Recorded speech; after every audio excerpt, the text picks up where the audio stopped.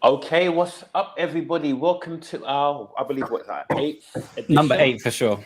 Okay, well, listen, it's going quickly, but this is our eighth interview.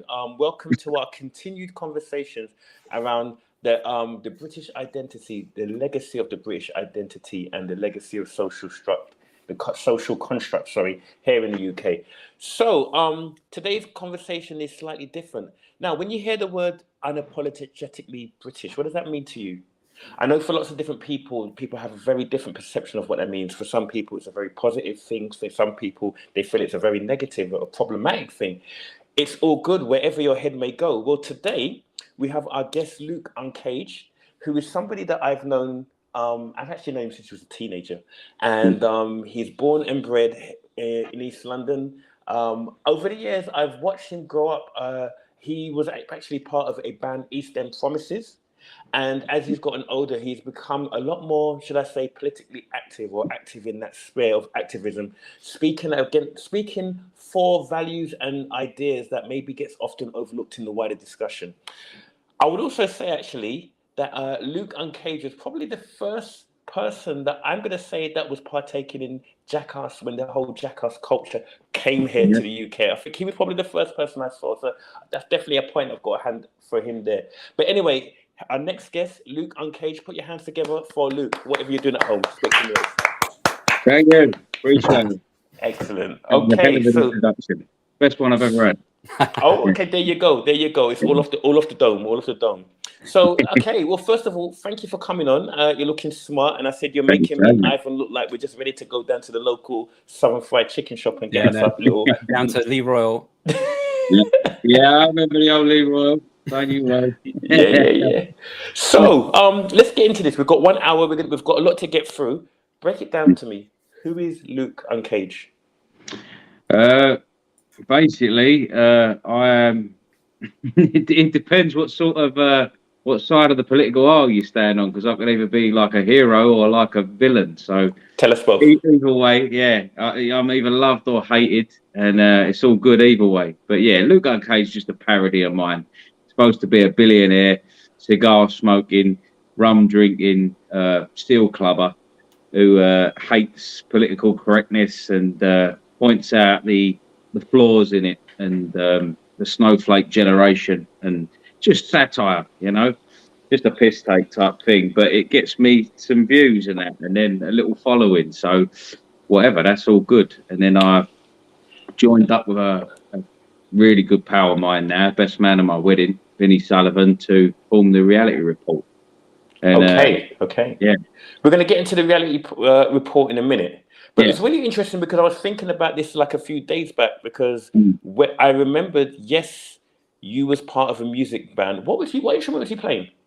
I was bass player, lead singer. Yeah.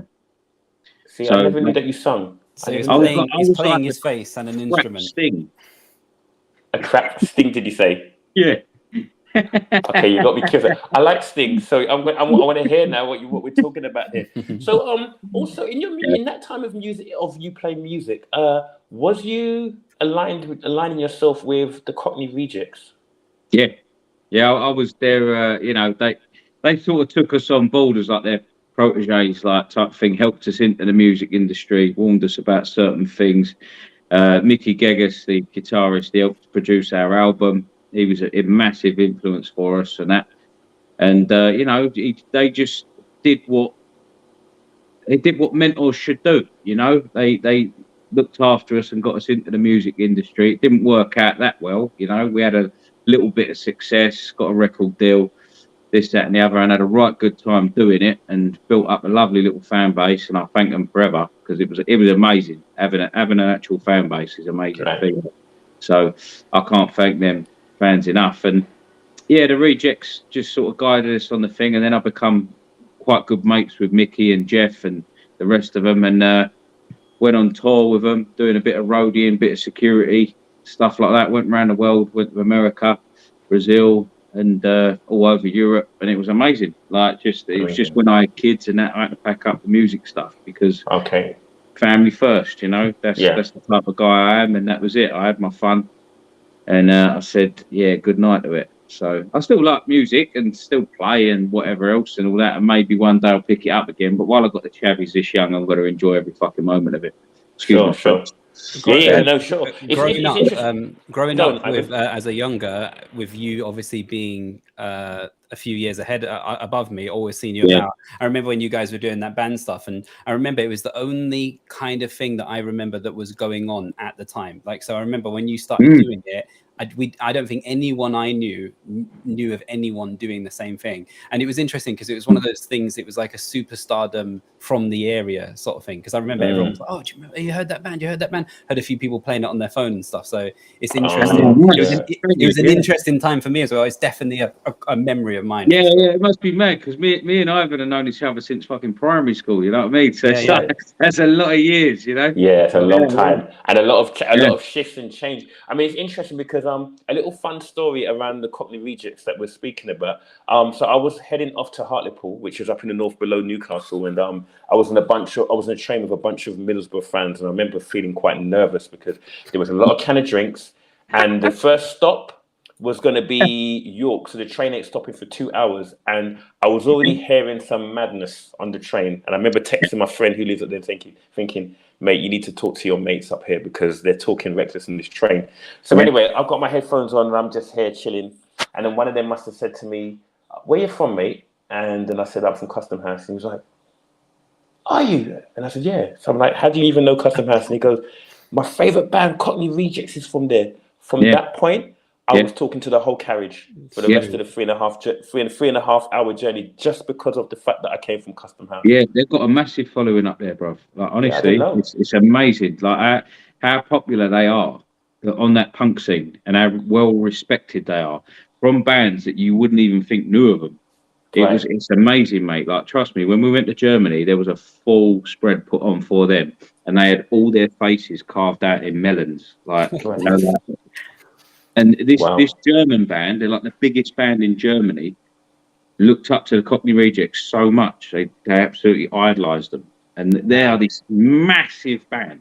I think that sounds offensive to me, to be honest. Melon, like, it should have been Lee Royal Chicken. It should have been like EastEnders Chip Sharp. If they want to do it right, get it right. Okay, that's funny. I don't want no Brockfurst. It's got to be like proper sausage. There was Papa Roach there. There was like all these big bands. Like, and we were on this thing with them, and we're watching like Megadeth and all these people, like massive bands at this big thing for Both Uncles. They're called Both Uncles. That's this big German band. That no one out of Germany's heard of, like, but they're big somewhere else. Yeah, in Germany, they are gods, you know. And their idols was the Cockney Rejects. So they said to them, "Do you want to come and play?" And we're like, I'm walking around this festival, looking at people like Napalm Death and that, and I'm like, Jesus Christ, all these people, and the Rejects are like, that's blah blah blah. Oh yeah, wow, son, you're like, there's some boys from Custom House. They're like, fucking, you know what I mean? Wow, it was surreal. Like, and I mean, it's interesting because, like, you know, you aligning yourself.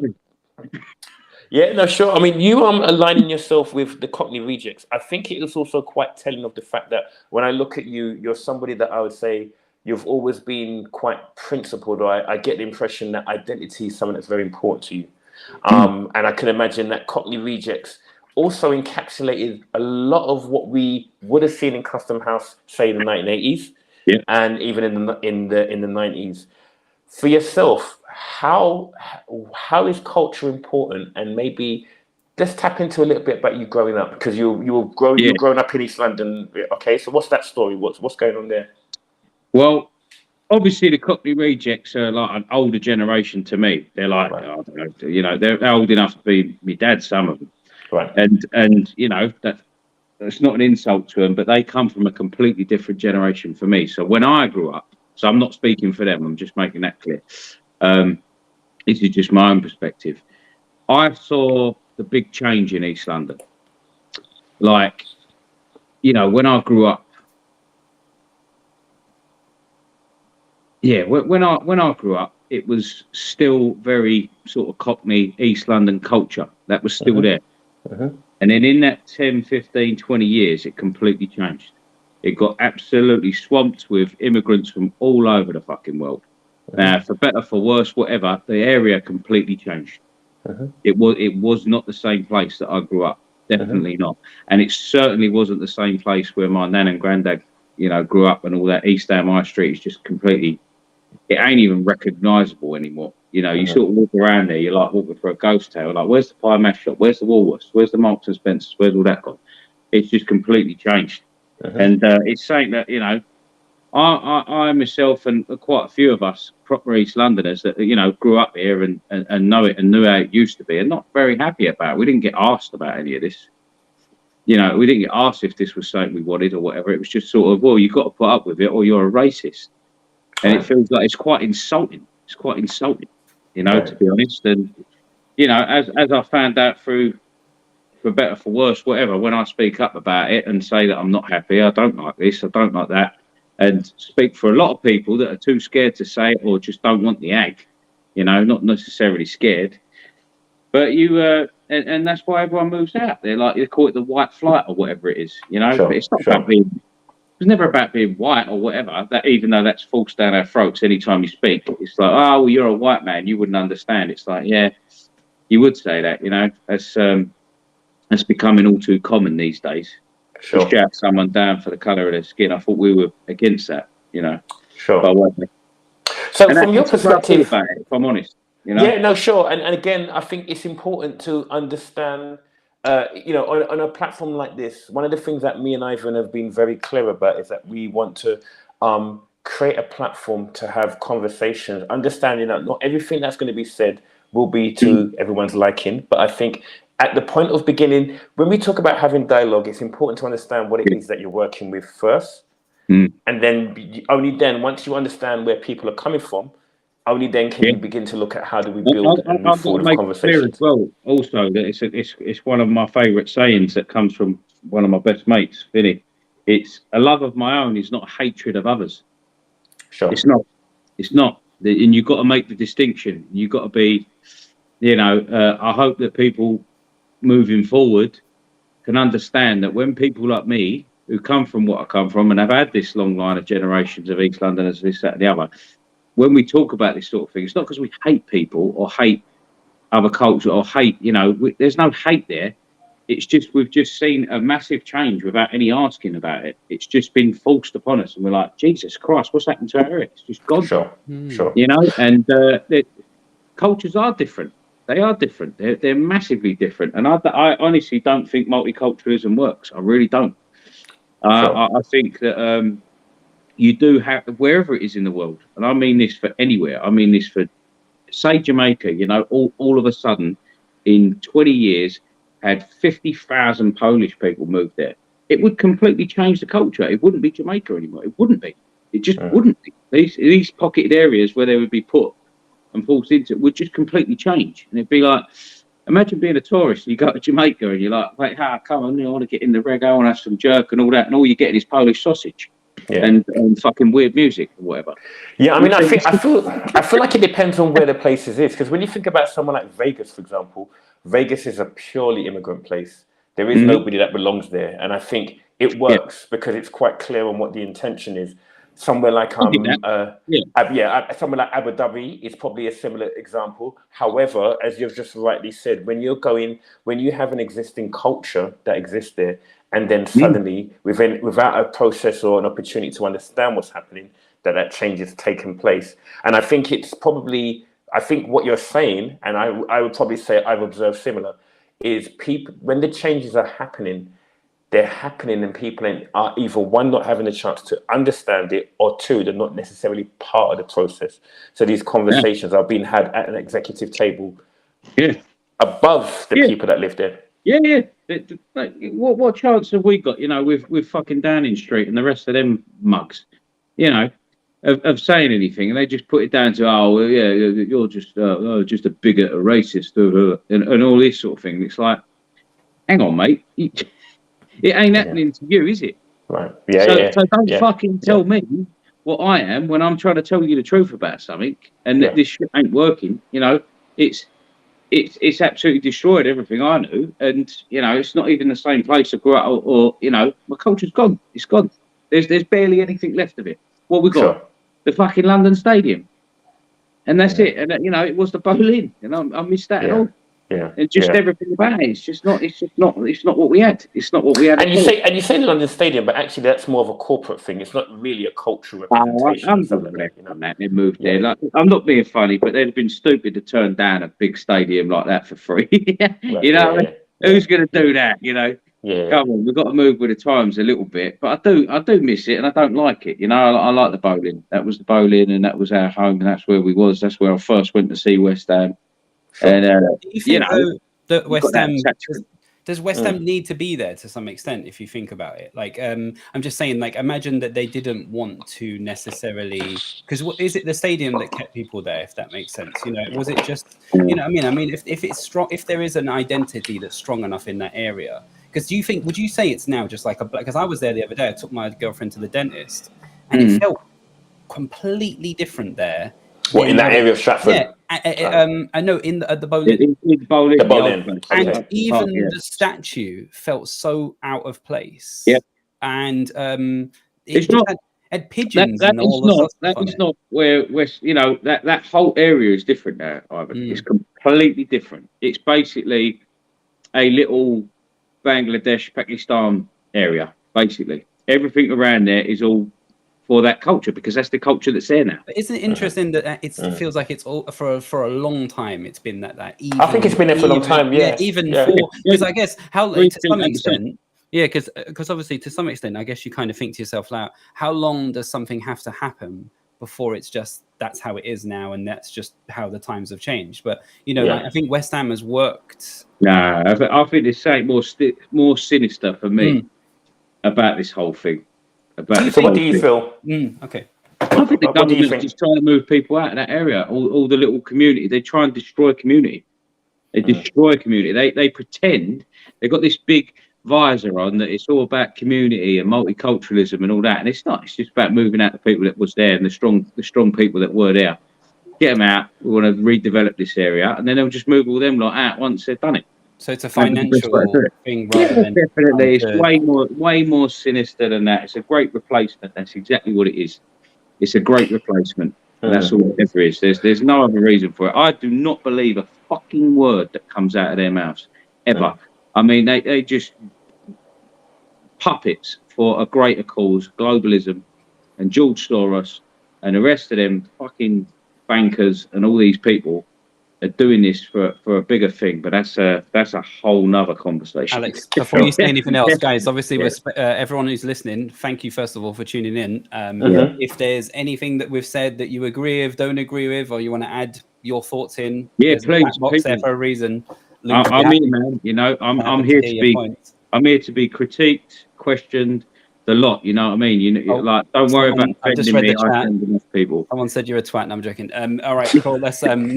All right, let's crack on. Ivan is so silly. This is Ivan. But so at this point, then I'm guessing you kind of answered the question before I asked it.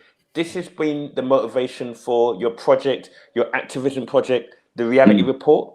Tell me a bit about this and how does that work? Yeah, I mean, the reality report, it started as Vinnie Sullivan. He was a journalist that wanted to go and interview people on the far left, like Antifa types and all these people, and see what was going on. And it just spiraled into this big. Who is Antifa? Just for people listening, who is Antifa?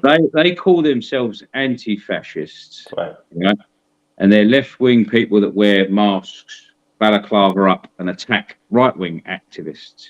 Right. And they're protected, but they're funded by people like George Soros and other people to kind of disrupt any sort of right-wing movements. It's a real big organisation. It's worldwide. It started in Italy as anti-Mussolini type things, and now it's just become this weird cult of people that they're total cowards. They just put on a mask, hit someone, and run away.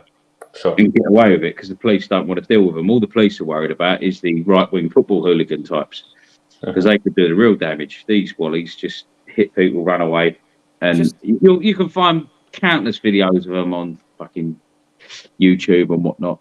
Just scumbags. So are you saying that the reality report was kind of created solely to take on this Antifa culture, or is there something a bit more? More like to report the reality. to tell the truth about things, because there's so much what they call fake news.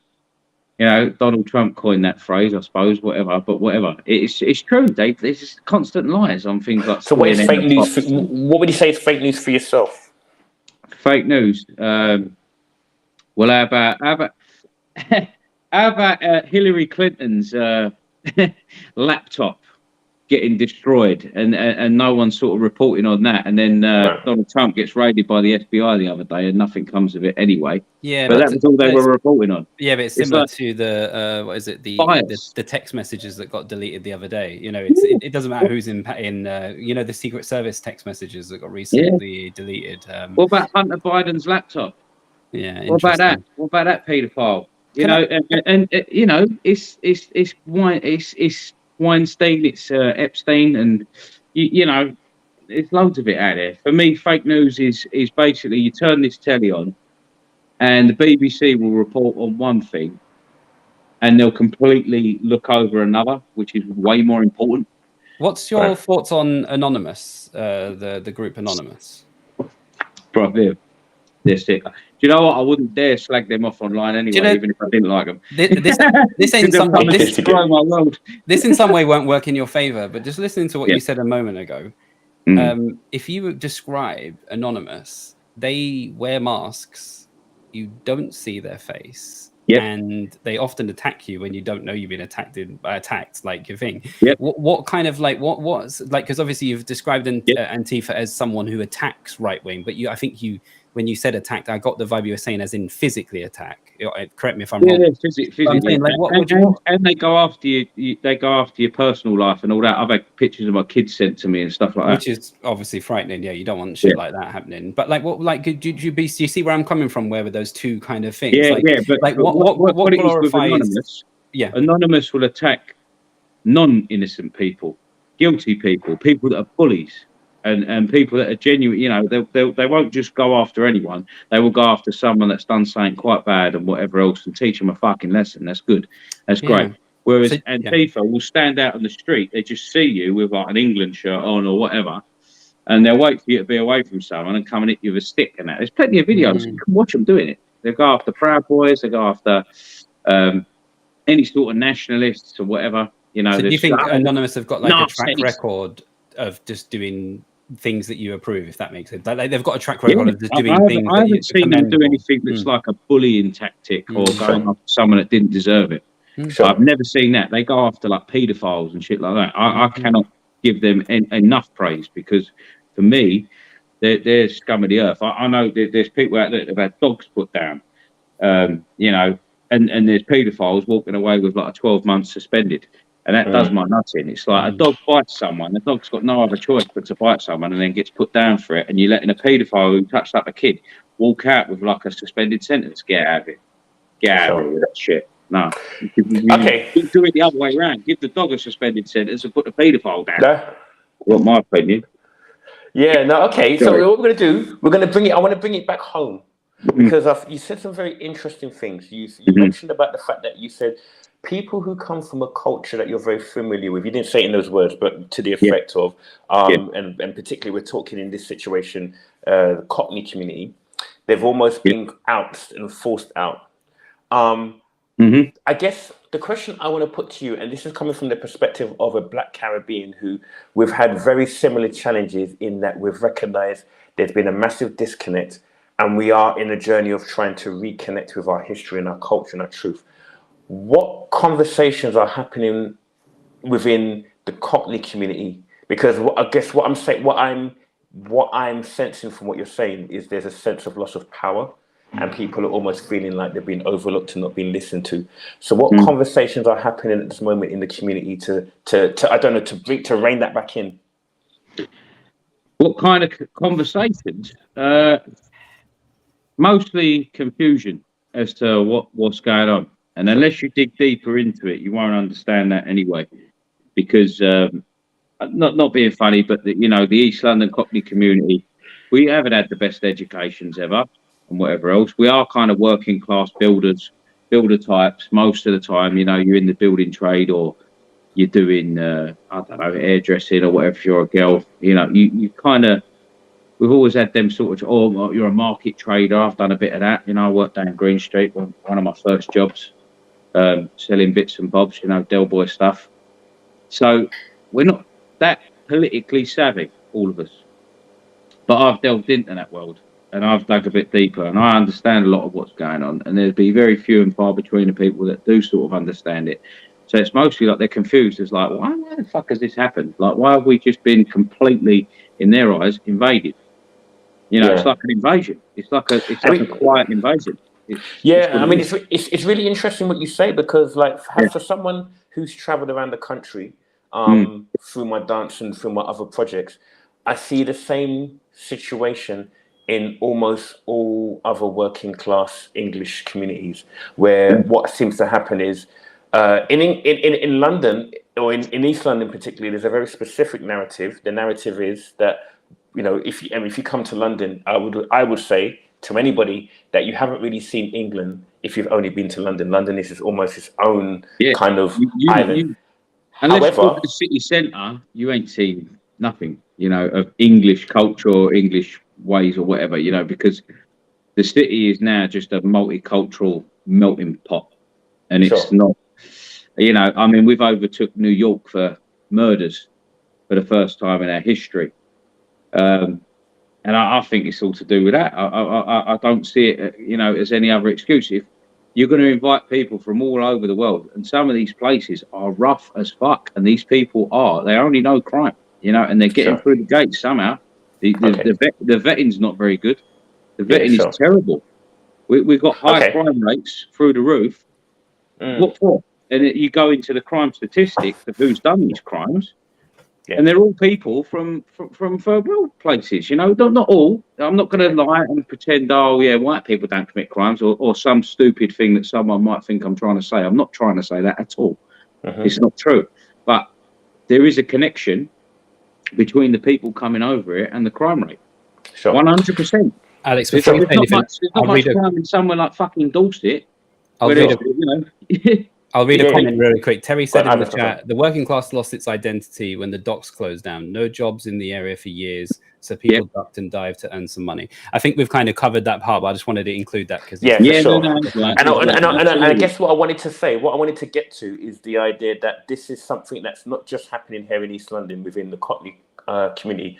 I see it personally happening all over the UK. So, and there's also some interesting trends that I've noticed as well. I think you highlighted one. The fact that education is something that's it's not high priority within the community, and attainment isn't high. And having worked in a school, what I would say is my observation was that there wasn't even an interest.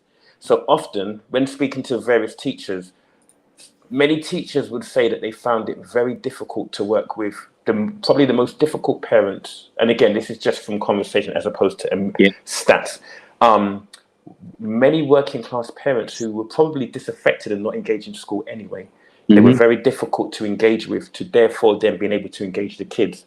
Now, within, for example, in the Caribbean community, we recognize as well that we are also at the bottom of the attainment table alongside working class white kids. However, in our spaces, these conversations have been going on for a long time, but they are intensifying. We're starting to look at what's been happening politically, what's been happening historically, financially, education-wise, and more importantly, emotionally. And these are the conversations that actually, in a very casual household, you're hearing one of these types of discussions.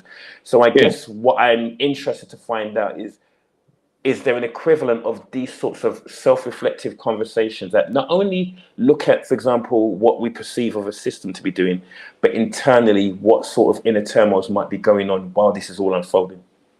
Yeah, I think I think people losing their identity is a bigger problem than anyone knows, because your identity is so important. It's unreal. It's important to know your history, where you come from, to know who you are, and your culture, and your awareness of your own culture is important, because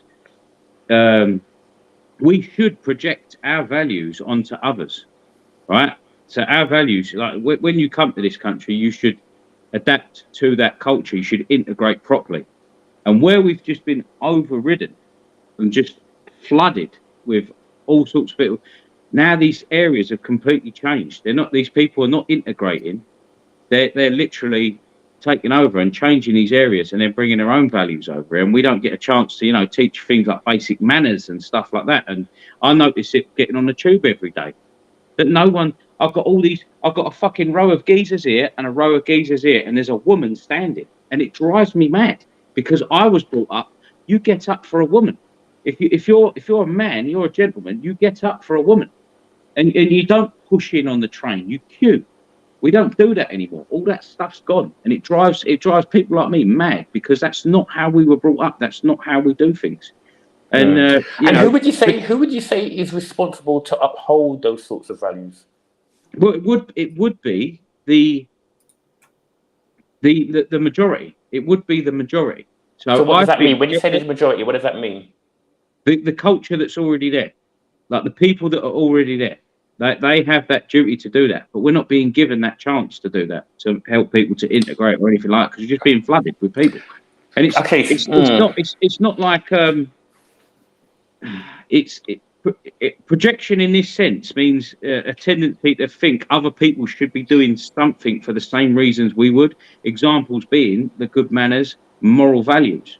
Yeah. And we're not having a chance to do that because it's just completely smash. 20 years time, it's a completely different area. Sure, yeah, I hear that. Flooded with people from other places. I do hear that, and I guess what I'd like to do is I want to unpack that the bit that you said about the majority culture, because from my perspective, I think this needs to be unpacked more because it's a very vague. I would say that's a very vague response because when I had a chance to go to the Houses of Parliament before lockdown, purely by accident. I didn't even know I was going to be there, but I was there. When I looked at the people that were there, they were majority white men. It looked like a boys' club, but it's not the type of boys' club that I would say I would have seen in Custom House in the 1980s. So although both people, so growing up in Custom House, they will call themselves English or British, or people in the Houses of Parliament will call themselves British or English.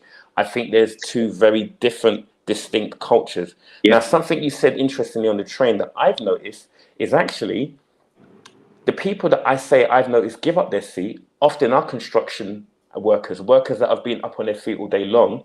What I don't see is men that have been in the office in their suits. They're the ones that I tend to find they don't give up the seat. However, both will call themselves British.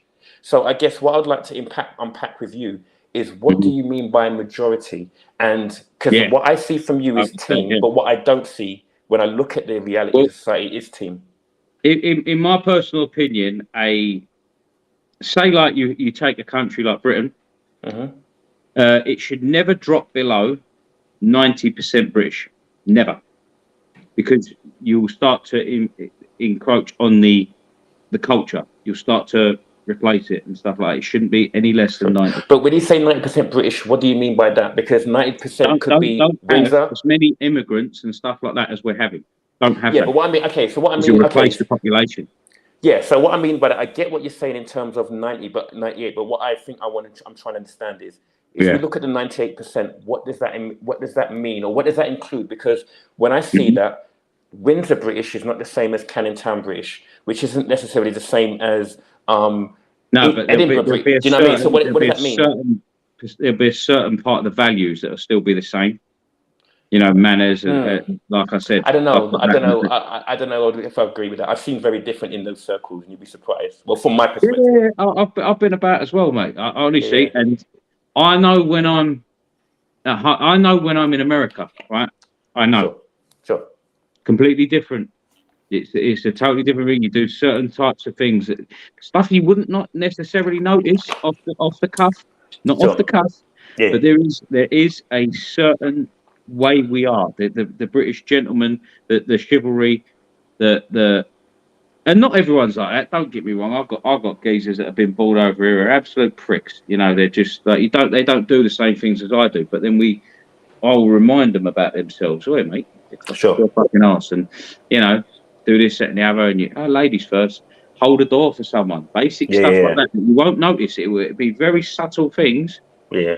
But there will be that, and we're well known for it around the world. The British culture, just having them little things, and stuff like that, and doing stuff for old ladies. You know, oh, can I help you with shopping, love? You know, that sort of thing. Yeah. And, so that I hear you on that. I hear what you're saying, yeah. and actually, when I've travelled to New York, as you're speaking, there is moments of certain things where I can say, yeah, that's happened universally across.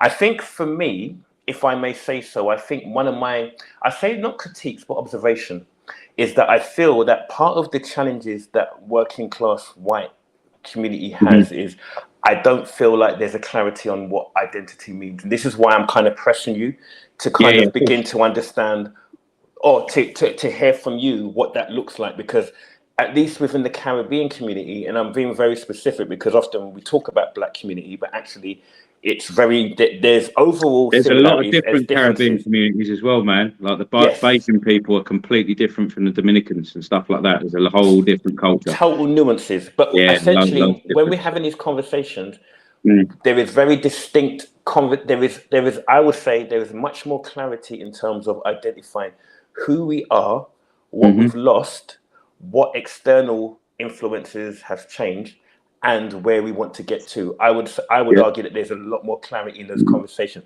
I don't see that within the working class English, and I would argue that that is partly part of the problem as to why there is so much struggle with the fact that that working class people feel like they've been pushed out, because actually the people that are almost, if we will say, replacing them, there's a certain clarity about the way they function that I don't see in working class culture. So that's where I'm trying to unpick with you. Yeah, they're lost. They're lost in their own area. They're lost in their own thing. They don't understand what's going on. They've got no attachment to it. They've got, like, the modern Cockney nowadays ain't got the same love that the old Cockneys used to have for their area, because they don't give a fuck about it anymore. It ain't theirs. Sure. They're completely detached. They're completely lost. And that's why they don't do well in school, because we don't do well in school. We don't care. We don't care anymore. It's and how do you reverse that? What do you think because I know you told me some interesting things about what you do with your kids. Yeah, there's a few things you could do. I mean, well, the best thing you can do, it's sad to say it, but is to move your family out the area to somewhere where there's going to be that more familiar culture and all that. Somewhere in Essex, somewhere in Kent, whatever. That's the first thing everyone does, and that's the best thing everyone does. So whatever. Okay. But I mean, the government, if they were to step in, they could reverse it by repatriatising people. You know, taking them back. You know, and saying, look, we'll give you an education, give you your step up in life. Let's take you back to where you belong, and you can make this area better now because you've got the skills, you've got the know-how, and we could start a repatriate. I think that's how you say it, repatriatising. Whatever.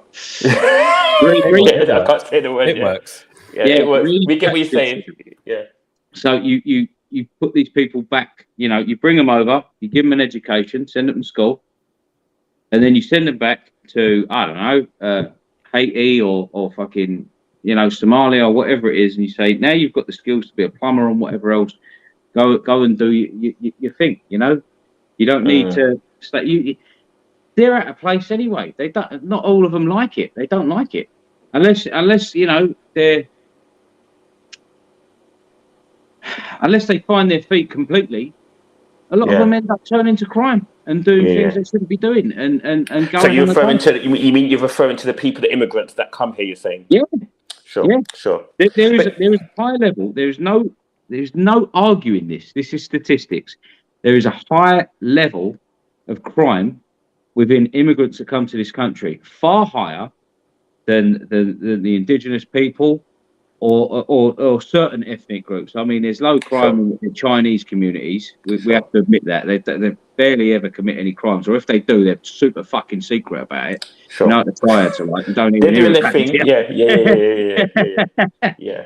And that's the truth. And that's the truth. They end up coming here and they're lost and they don't know what they're doing, and they end up going around stealing this, that, and the other, and ending up in prisons. There's high levels of immigrants in prisons, far higher than any others. Like, you know, but you know, it's interesting because I mean, what you just said there, I couldn't really debate that with you, because I think that's another conversation which we can get into. And that's another. I've done the research. But, I know the statistics, totally. Man. And that's not, we're not really there to kind of do the who's right and who's wrong, because I mean, at the end of the day, whether you're right or who's wrong, we still have the situation. And I guess what's really interesting for me is that when we have this conversation, you're very clear when it talks about where the immigrants should be and shouldn't be, or what they should and shouldn't be doing, but lack the clarity when speaking about your community. And I think from my perspective, where I'm really passionate is actually seeing clarity within the English community, working class community. Because personally, I feel, one, because you mentioned, you talked about I can't even say the word now, repatriation or whatever the word. Yeah, repatriation. That's coming from coming from the powers that be. But from my perspective, I don't think they have anything to do with you. I don't think they have any of your interests at heart. And what I feel I see is an expectation as though you're the same as those. And I do think that mentality is almost not allowing working class people to begin to assess. And also, I just want to say that I don't feel, personally speaking, I don't see change happening for working class English until they begin to find the clarity. Because every time I speak to you and ask you a question, it goes back to talking about what the immigrants are doing. And I'm still yet to really grasp from you the clarity of where you're at emotionally, in terms of sense of empowerment, in terms of actions, in terms of strategies to move forward. I don't really hear any of that from you. No. I'll clear it up, straight away, because in this day and age, me being the skin colour I am and talking the way I am, it all gets pushed down to me just being a white man. And that's what happens to a lot of us. Yeah. Anything we say, it all comes back to that. It's white privilege or whatever. And it's not white privilege. I mean, white privilege for me is a fucking myth. It's majority privilege. It doesn't matter what country you're in. If you're Chinese and you're in China, you will have the majority privilege, because that's the culture. That's the privilege of being part of that culture. That's what culture is for. It's for the benefit of its people. Yeah, I would disagree with you, but I hear what you say. I hear why you're saying it, but I would disagree with what you said. Yeah, no, that's fine. Please do. If you disagree with me, let me know. But white privilege is it's just a made up thing for like. To generalize a whole race as having privilege is just bullshit. Where's Baby P's white privilege? Sure. Where was that? You know, totally. It's bollocks. Yeah. We're all sitting here eating a shit sandwich, unless you're living in fucking Downing Street. I'm telling you now. Yeah. We're all stuck in the same, sick bucket. I'm telling you. And Luke, I agree with you. I totally agree with you. And I think you're almost answering your own question, or I would almost say you're almost complimenting what I'm going to say, because what I would say to you, I think from the idea of white as an identity was created purely for privilege. That's like a documented idea. However, the narrative has been sold in such a way that then means that when you then start to break it down, where this privilege actually takes place is in a very specific community of the white community. So I would even argue that it's not even a majority thing. I would say that the idea it's at the extremes. It's at the extreme levels. But the idea of whiteness was something that was sold to a whole identity. And I would even argue and say, to you that I think working class English lost their sense of direction from when it was traded with the idea that you were white, because beforehand, white was not an idea that was sold for working class people. They had their own identity. I was even talking to a Morrison dancer who was talking about the fact that Morrison dance was actually a street dance of the UK. And I was like, wow. So I said to him, and he was explaining it to me, some of it went over my head. But he said to me, so the question I said to him is, at what point did Morrison dancing become something that's almost uncool? And he didn't actually know, and he said he was going to do some research. It's when they put that outfit on, Alex. That's when that moment. I can pinpoint it right now. The moment they put that outfit on. Okay. Yeah. And so I guess for me, the reason why, I'm enjoying. It's very interesting hearing what you're saying, and I would not fall into the trap with getting into who's right and who's wrong, because essentially, I feel like getting onto an even plate. It's opinions. You can't be wrong with opinions. Totally. It's not right. Yeah. Totally. And also, like, I feel like part of the reason why our conversations break down, but I'd like to hear your opinion on this. Part of the reason why conversations break down is because actually we're in two different wavelengths from the very get-go. So, for example, in one body of people, and I'll be very specific only because I can only speak for my community, as Caribbeans, there is a lot more, I would say, much more clarity with our thought process around what we're saying. Even if it's not, people don't agree with it, there's a lot of clarity that, could be answered. This is what this is what this means, and this is why we're saying it.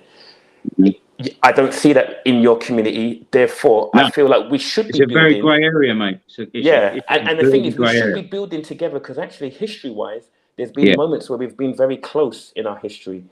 But something's gone along the way with it. Our community in the East London area is pretty much destroyed. There's a few pockets of it here and there, and that it's not there anymore. It's out in Essex. If you want to go and get the East London experience and be a part of the East London culture, you've got to go somewhere like Essex. And then come out of East London. Yeah, you literally. The closest you get to it now is like an evening with a bottle of whiskey and 6 series of Peaky Blinders. That's the closest you're going to get. Something like that. And so, okay, from your perspective, it's gone from this area. So, I mean, I don't want to be responsible for speaking for every single person from East London because I guarantee there's some white East Londoner now who is cursing my name, calling me a racist, this, that, and the other because he's not understanding a word I'm saying. Sure. I guarantee it. I'm going to get some hate for this, but I'm telling you the absolute truth from my point of view. I will not lie to you about anything. I've got the bollocks to sit here and say exactly how I feel about it, and this is it. I mean, I'm giving you what I can. Yeah, totally. With the clarity thing, I think it's way more complicated than it just being this way or this way. I think it's a grey area, man. Like, it's such a grey area because, I mean, there's people from Canning Town and that who have been here longer than me who are not from the same background as me at all. They could be Irish, they could be Jamaican, all that, and they talk exactly like me. And they would say the same thing as me. Completely, say, no, it's, the old East End's gone, it's wrecked, it's got, and they would say exactly the same as me. And, the East End was made up of a bit of a mumble jumble thing with the docks there. You had people coming from all sorts of walks of life, didn't you? Yeah, that's the truth of it. But in the past 20 years, it's absolutely criminal what has happened to us. Just absolutely pushed out and moved people in, built up around us, and this, that, and the other, and people just fled. Yeah. And the culture is now gone. The culture. That's so just very quickly, Terry just said in the chat, freedom of speech and conversation is what's needed. I like the honesty of it all. Totally. I'm a free speech advocate. That is my be all and end all, is to have free speech again and to protect comedy. I'm sick to death of having comedians cancelled left, right, and centre for telling jokes and whatever else. It fucking pisses me off more than anything in the world. More than this stuff, more than the East End and whatever else. How would you say? Because I would say from an outside, I would say it really does impact the working class community. But maybe you can speak on this more. How do you feel that cancel culture is impacting your community? Oh God, it's it's everything, isn't it? I mean, we used to be in school and call each other, "Oh, shut up, gay," blah, blah, blah, and all this. You can get excluded for that now. Like the same words, and it didn't even mean gay, as in like you're a homosexual. It just meant like we used to say it like, "Oh man, that's gay." I don't even, like as in a dismissive kind of way, and it's just saying that word that can get you like excluded or lose your job or whatever over something that it's not even that fucking important. Like we seem to be this day and age focusing on things that don't even matter. They're just fucking words, and they're like, "Oh, words are violence." It's like, no, it's not. That's violence. Like punch you straight in the face. What are the sticks and stones? What are the sticks and stones? And I'm telling you now, if there's anything I will double down on badly, to the point where I will starve or go to prison or die for it, it is my freedom of speech. Sure. I will not have anyone tell me or control the utterances that come out of my mouth. That is not happening, because once you give that up to the government, to the powers that be, to the Illuminati, whatever you want to call them, once you give that up, once you let them control what comes out of here, you're done. That's it. Your liberty is gone. That's it. That is one thing we all, don't matter where you come from, it don't matter what you think, it don't matter if you disagreed with every fucking word I've sat here and said tonight. You can't say disagree on this podcast. Sorry about that. That's one word we don't. See, that's a great joke. See, it's a great joke. There's no fat on that joke. I love it. So that's what I'm saying. It doesn't matter if you've not agreed with anything I've ever said, ever in your life. You need to agree with me on that. That you cannot let anyone, any little keyboard warrior, green-haired, fat thing, tell you what you can and can't say, ever. Because once you've lost that, you've lost everything. You might as well give up. Yeah. So do not let them control your speech. That's what the Americans got right when they did the amendments. The freedom of speech. You can't be prosecuted or taken to court or done anything for saying what you think. So why do you think this has gotten to the place that it's gotten to? Why do you think it's become such a it's become problematic? And why? Why do you think so? This thing. What do you mean? How? Yeah. On that fucking wall is a fucking propaganda machine. It is absolutely everything they do nowadays is all woke, leftist crap. You can't watch a program anymore without having some sort of insertion of LGBT stuff or woke crap propaganda and nonsense bollocks. And it's just poisoning the brains of these kids. It's just like constant adverts, and then you're watching this crap, and it's like putting down the whole. The values are gone. The values are just completely gone. The moral values. I wonder if this is like, so last week we had our guest Andre, and one of the things that he spoke about, he was born in Sierra Leone and moved to England and has been here since. One of the things that he spoke about was the branding of Africa. And it was really interesting for me because actually what it got me thinking about was the branding of Britain. And I think, again, we spoke about going to America. I've been to America. Have you been to America? Yeah, I went to New York, but it was the least American place I'd ever been. It was like, I actually wish I didn't go there. I wish I went somewhere else. Big London. It's just a big London. I never felt so alone in a city ever. Then it felt like just being back in London. Like I remember sitting in the bar hoping for these like nice conversations. It didn't happen. It's gone. It's so gone. What I'll say is, I mean, if you go to if you're in Manhattan, it will feel like that. If you go deeper into like the more the boroughs, into the more community areas, you feel that stamp. I mean, having again a lot of my family that lives there, but even more so to the point, the branding of Britain, and I feel like what you're speaking about, Luke. Is sorry. Cool. Sorry, my apologies. Though, God, I didn't mean that. But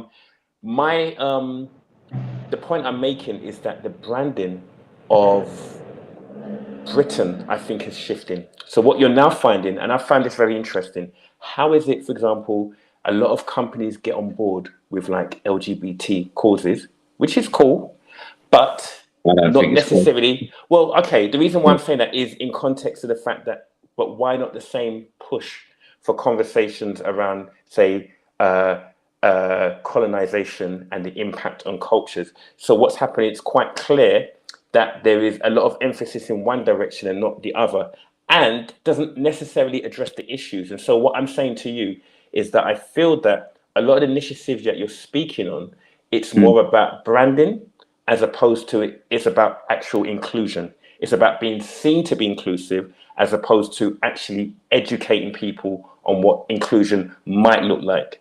Do you see what I'm saying? So in the end, I feel like a brand. So I would say a branding for a season would have been the idea that I see within the working class community, their perception of what England needs to be.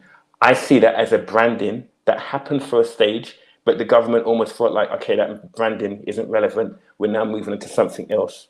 That's what it feels like to me.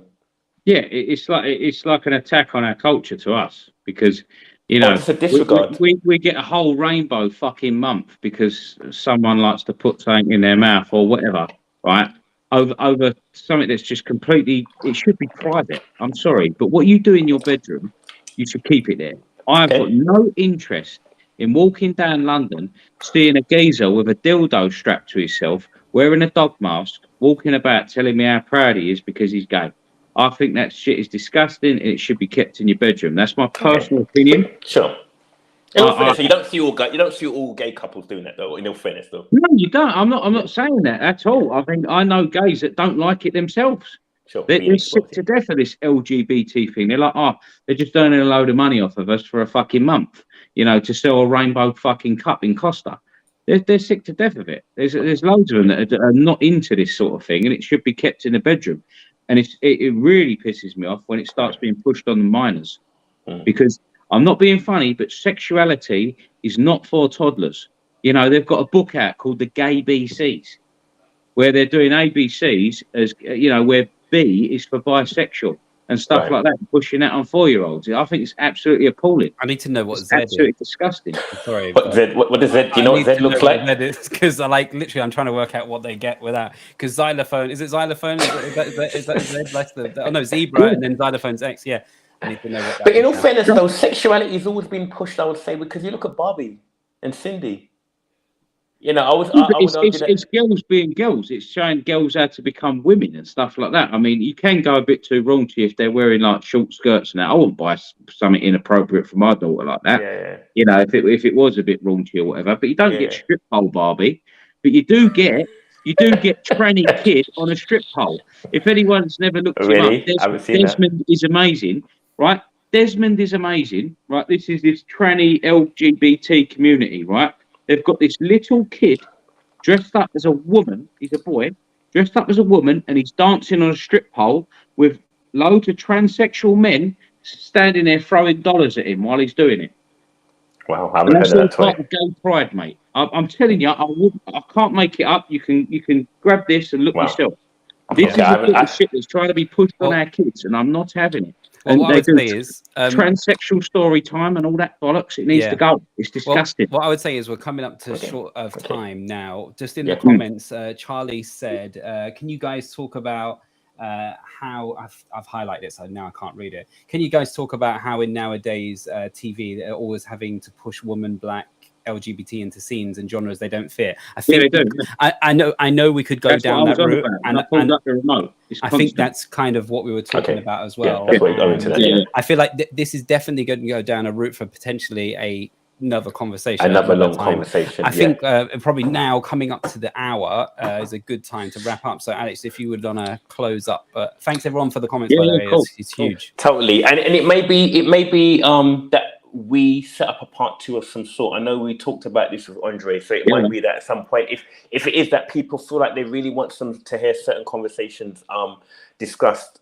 Now, so I'm gonna throw this last question, and let's see if we can do this quite quickly. Yeah. Okay. Challenges facing Britain moving forward, and I'm talking about from a conversational point of view. What do you think needs to take place for us to have the sorts of conversations that allows us to build and move forward? So that means, at the moment, I think we're stuck in a paradigm of you're right, I'm wrong, you're right, and I'm wrong, and I think that's trapping everyone. I don't think nobody's benefiting from this. Yeah. How do we get to a point where we can actually begin to really understand each other and move forward? And again, these are just loose ideas. You might wake up tomorrow and think, actually, I should have said something else. But for now, what are your thoughts around that moving forward? And I think Ivan also should answer that, and then I'll answer that after. I'll do my best. To be honest, we just need more people like you guys who don't just invite me on here to berate me and slag me off for my views. Simple as that. I do think there is a massive stigma to anyone that has my opinion about things, and we get shut down and silenced and called Nazis and spat at and whatever else, just for trying to be honest about stuff.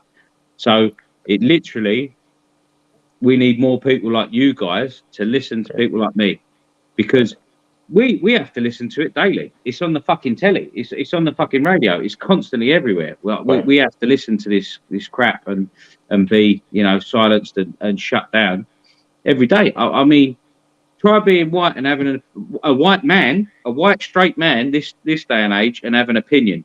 It's fucking hard. because you're always Right, being pushed with some sort of minority or someone you're upsetting, and you end up losing your job over it and all this. Yeah, I hear that. So I understand happens. that. That's fact. I understand that. That's not me making stuff up. That's facts nowadays. I understand that. Literally, for me, if you're asking me, we need more people like you to do stuff like this. Simple as that. I mean, we can sit here saying what we want to say, but it doesn't mean anyone's going to listen. Sure. Wicked. No, thank you very much. Probably on my side, we need to be a bit less aggressive and stop punching people when they get on their nerves. Maybe I don't know. put the what is it? The baseball bat down. Put it back. You never didn't need it today. Calm the fuck down. You know. Yeah. I think on that baseball bat side, I think it is definitely just about it's. You know, it's also like you can have as many conversations as you want, but it's about wanting the conversation as well. And I think some people just deep down need to make that decision. Like, listen, if you believe what you believe and you want to be one-sided, then by all means. But opinions change, people's thoughts change, and it's generally through experience and conversations. But if you want to be hard like that and you just want to have your own opinion, then by all means. But you know, you got to remember to some extent that if you're not willing to be open to other people's opinions and thoughts, you don't get invited to the parties, or you're not necessarily welcome in places. Yeah, you pigeonhole yourself. Right, big pigeonhole. That's a great way to put it. You pigeonhole yourself for no other reason, and you can be as opinionated as you want, and you can try because everyone's trying to influence us. Just talking now, we're trying to shave off a little influence for everyone else to take on. And like you were saying before, the young people that you've got around you, you want to role model and push it onto them. But there's only so far there's only so much you can do that. So, and you need to be willing to do that as well. So I think just deep down, you need to check yourself whether you actually do want to have a conversation that betters it, or just push a load of what you believe on people. So yeah, I think there's definitely a balance. I can be guilty of that sometimes because it is frustrating for someone like me, because I've had it for years where I just get shut down or banned off or something. And even in, you know, where I like my Marvel comics and stuff like that, I'm sure you've all seen and stuff like that. Even in groups where I go in then and I express something that I think, it's amazing how like 7 or 8 people will then start honing in on that and question you like a fucking beehive. And it's like, hey mate, I'm conservative, like in my views, I guess that's what you'd call it. I'm Christian, I think certain ways and whatever else. And oh my God, it was like being, it was like I'd fucking touched up a girl or something. It was just everyone was on you, like, you know, how can you say that? It's like, hey mate, I'm just saying I don't like that sort of stuff in comics. Like I'm just expressing an opinion. Jesus Christ, it's well hard to be in some sort of communities nowadays because they can't handle it. They can't handle a difference of opinion. If you go against the grain, you've disrupted the whole thing. You might as well burn the barn down, you know? And it's interesting because I hear you, and you know, it's interesting because I think you're both saying similar things. For me, I think moving forward, it's about, I think we all have to, I think Ivan, you just said it, be honest with yourself. But being honest with yourself doesn't suggest that people are lying. It means that people have to really, one of the things that I didn't get to talk about as much today, which I would like to, is understanding our emotional journey. Because what I tend to find happens in our conversations, emotion and how people feel about something often gets dismissed. However, I think it's the most significant part of a conversation, because how you feel about something almost overrides whether something is factual or not. Yeah, and so facts over feelings, baby. Facts over feelings. However, feelings tells us a lot about who we are. And so I do think it needs to be given space to be understood.